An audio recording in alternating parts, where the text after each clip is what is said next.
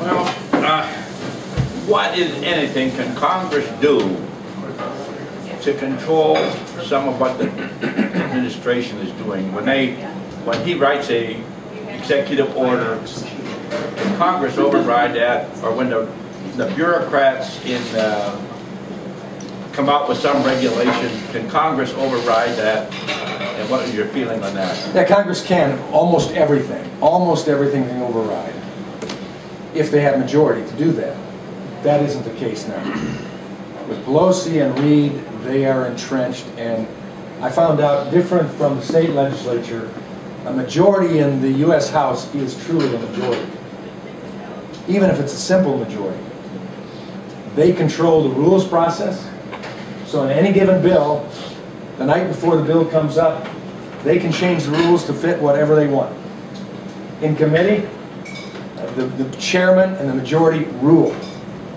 If they don't want to allow any questioning, if they don't want any testimony, if they don't want any amendments allowed, they can pass a rule that disallows that. It's amazing what they have. So we have to find other ways in minority status to get an echo chamber going amongst the citizens. And that's where I'm grateful for the alternative media. I'm grateful for Fox, though Fox doesn't get it right all the time either, that's for sure. But I'm grateful that there's an echo chamber, at least to some degree, we can talk about. So, for instance, this recess appointment. There's no way the Democrats are going to allow hearings on this candidate. It's going to go by. But if the Republicans take control of the House this next time around, we can start holding hearings. We can do oversight. And we can call every single appointee, every single czar in if necessary. And we can ask questions about them. We can talk about the health care formula that's needed and approved by the American citizens. 80 to 90% of the American public, when this thing was going through, said, no, we don't want this. We do want reform. It's needed.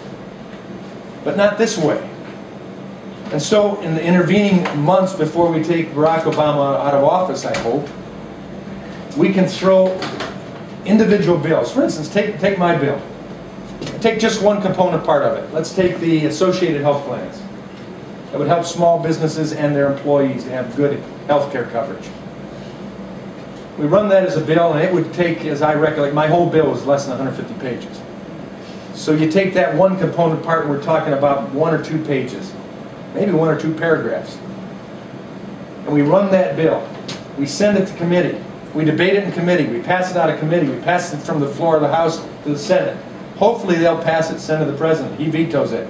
All the way through we're talking about it.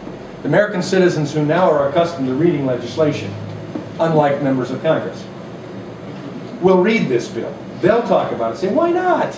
Why shouldn't a group of small contractors be able to band together and now purchase health care coverage with a larger group of people under their plan? It's a good idea. It's their choice. They don't have to, but they can.